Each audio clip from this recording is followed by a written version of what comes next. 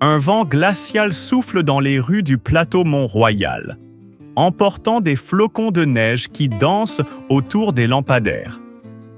Thomas, 24 ans, marche en serrant son écharpe. Il vient de terminer son service dans un petit café de la rue Saint-Denis. Il vit ici, loin de la France, depuis 3 mois pour un stage en photographie. Montréal l'intimide encore. Trop grande, parfois trop silencieuse, trop sincère sous sa lumière hivernale.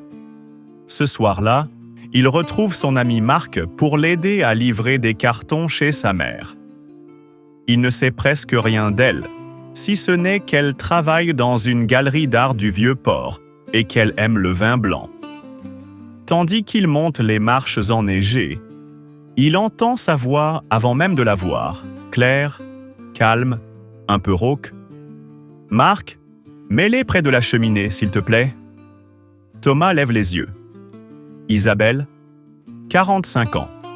Une silhouette élancée, des cheveux châtain clair tirés en chignon, un pull beige qui lui moulait les épaules. Son sourire n'était pas celui d'une inconnue.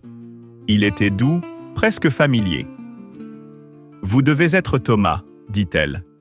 J'ai entendu parler de votre don pour la lumière. » Il rit, gêné. « Je ne sais pas si j'ai ce don, mais j'essaie de voir ce que les autres ne voient pas. » Elle le regarda un instant, comme si elle comprenait ce qu'il voulait dire. Le silence s'éternisa avant qu'elle ne se détourne pour ouvrir la bouteille. Mais cette simple soirée, en apparence ordinaire, avait laissé une étrange impression. Thomas rentra chez lui, incapable de se défaire de l'image d'elle l'écoutant, un verre à la main, le visage illuminé d'une lumière dorée. Les jours passèrent. Par hasard, il la recroisa dans la galerie où il devait photographier une exposition. Isabelle discute avec l'artiste, puis tourne la tête et le reconnaît. « Montréal est vraiment petite, » sourit-elle. Cette fois, leur conversation s'éternise. Elle lui raconte comment elle a quitté Paris 20 ans plus tôt pour recommencer à zéro. Il lui confie s'être toujours senti plus à l'aise devant l'objectif que face au monde. Une amitié discrète se noue. Parfois, ils prennent un café après la fermeture de la galerie. Elle l'écoute avec intérêt, il la regarde avec admiration. Ils ne disent rien, mais ils se comprennent parfaitement. Le silence, les sourires retenus, le besoin d'être compris sans un mot. Et puis, un soir d'orage, il se retrouve de nouveau devant sa porte. Marc est parti en voyage. Isabelle ouvre la porte, surprise, puis dit simplement « Entre, tu vas geler dehors ». Il fait chaud à l'intérieur, le feu crépite. Elle verse 2 verres de vin. Ils parlent de tout, la France, la neige, ce sentiment d'exil qui parfois les pèse. La lumière vacille. Leurs mains se frôlent en tenant la bouteille. Le silence règne. Rien ne bouge, hormis les flammes dans la cheminée et le vent qui bruisse à travers la fenêtre. Thomas pense que c'est peut-être cela, l'amour. Le sentiment que le monde s'est arrêté un instant et le désir d'y rester. Les jours suivants, quelque chose change entre eux. Rien de visible, rien d'avoué.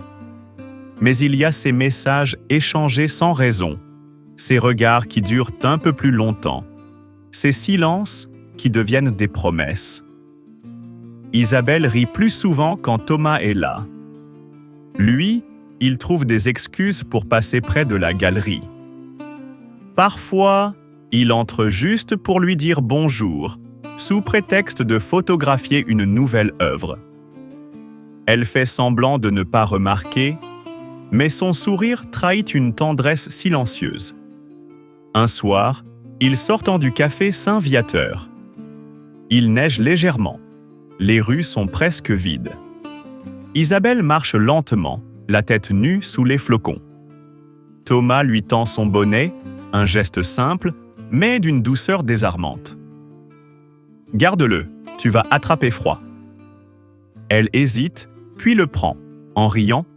« Tu es incorrigible, Thomas. » Ils marchent côte à côte, leurs pas se mêlant sur le trottoir enneigé. Montréal semble flotter dans une bulle de lumière orange. Les voitures, les vitrines, les passants, tout s'efface. Il n'y a plus qu'eux, et ce froid qui les rapproche. Les semaines passent. Thomas continue de travailler au café, mais ses pensées restent suspendues à elle. Il photographie les reflets des vitrines, les ombres des passants, le givre sur les vitres, tout lui rappelle Isabelle. Un soir, elle l'invite à dîner. « Ce n'est qu'un repas », dit-elle, en essayant de se convaincre elle-même. Mais quand il arrive, elle a préparé un plat qu'elle dit simple, et pourtant la table est dressée avec soin.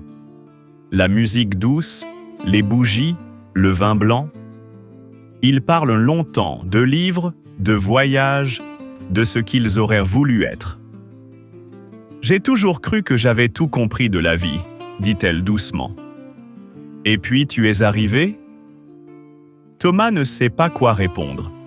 Il se contente de la regarder. Dans ses yeux, il y a à la fois la force et la fatigue, la passion et la peur. La soirée s'étire, pleine de non-dits. Quand il part, elle lui dit « Bonne nuit, Thomas ». Mais il entend dans sa voix tout ce qu'elle ne dit pas. Les jours suivants, Isabelle devient plus distante. Elle évite les messages, prétexte le travail, la fatigue. Thomas sent que quelque chose lui échappe. Puis un soir, il la croise dans la galerie, après la fermeture. Elle regarde une toile d'un bleu profond, les bras croisés. « C'est étrange, » murmure-t-elle. « Ce tableau me fait penser à toi. » Pourquoi ? Parce qu'il est calme. Mais on sent qu'il cache quelque chose de fort. Leurs regards se croisent, et cette fois, aucun mot ne peut détourner ce qu'ils ressentent. Le lendemain, tout semble plus clair. Ils savent tous les deux que cette complicité a franchi une ligne invisible. Pas besoin de l'avouer, elle vit déjà dans chacun de leurs gestes. Mais le monde, lui, continue. Marc rentre de voyage. Les cafés, les soirées, les discussions reprennent en leur rythme. Isabelle retrouve son rôle, sa distance, son sourire contrôlé. Thomas, lui, essaie de cacher la tempête qu'il porte à l'intérieur. Chaque fois qu'il la voit, il sent son cœur battre trop vite. Chaque fois qu'il l'entend rire avec Marc, il comprend que leur secret est fragile, presque irréel. Un après-midi, alors qu'il photographie le fleuve gelé, il reçoit un message. « Viens à la galerie ce soir, il faut qu'on parle. » Isabelle. Le vent souffle fort sur le pont Jacques-Cartier. Le ciel est lourd, d'un gris presque argenté. Thomas avance sans savoir ce qu'il va entendre, mais pressentant déjà la fin. Quand Thomas entre dans la galerie ce soir-là, il sent immédiatement que quelque chose a changé. Les lumières sont tamisées, les toiles couvertes de draps blancs, comme si le lieu lui-même voulait se taire. Isabelle est là, debout près de la grande fenêtre. Dehors, la neige tombe lentement sur la rue déserte. Elle se tourne vers lui, le regard doux mais fatigué. « Merci d'être venu », dit-elle. Il s'approche, hésitant. Qu'est-ce qui se passe ? Un long silence s'installe.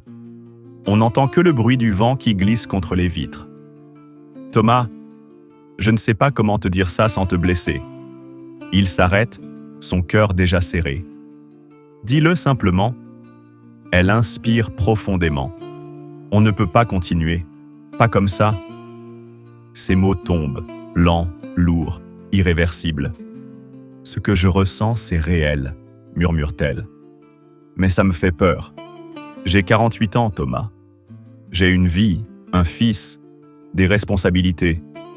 Toi, tu as tout devant toi. Ce serait injuste de te retenir. Il baisse la tête. Et si je veux rester? Ce n'est pas une question de vouloir. C'est une question de temps. Le temps n'est pas de notre côté. Elle s'approche, pose une main sur sa joue. Ses doigts tremblent légèrement. Tu m'as redonné quelque chose que je croyais perdu. L'envie, la curiosité, la tendresse. Mais je ne veux pas que tu me regrettes un jour.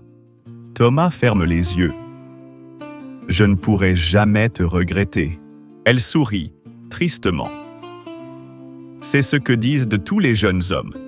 Et pourtant, la vie finit toujours par passer. Ils restent là, quelques secondes suspendus entre ce qu'ils veulent et ce qu'ils doivent. Puis elle l'embrasse. Pas un baiser de passion, mais de gratitude. Un baiser lent, mélancolique, comme une promesse silencieuse de ne pas s'oublier. Quand ils quittent la galerie, la neige s'est mise à tomber plus fort. Ils marchent longtemps, sans direction. Montréal brique dans la nuit. Les lampadaires diffusent une lumière dorée sur le trottoir. Chaque pas semble l'éloigner d'elle, mais aussi le ramener à lui-même. Les semaines passent. Isabelle quitte la galerie pour un poste à Québec. Marc, son fils, ne saura jamais rien. Thomas continue la photographie. Il expose même ses clichés pour la première fois. Et sur le mur, au centre de la salle, il y a une image d'une femme, de dos, regardant la neige à travers une vitre. Le titre de la photo, « L'hiver d'Isabelle ». Quand on lui demande qui elle est, Thomas répond toujours « Quelqu'un qui m'a appris à voir la beauté dans ce qu'on ne peut pas garder. » Et dans le silence de l'atelier, parfois, il croit encore entendre sa voix, douce et lointaine. N'oublie jamais de vivre, Thomas. Abonnez-vous à la chaîne et laissez un like si cette histoire vous a touché.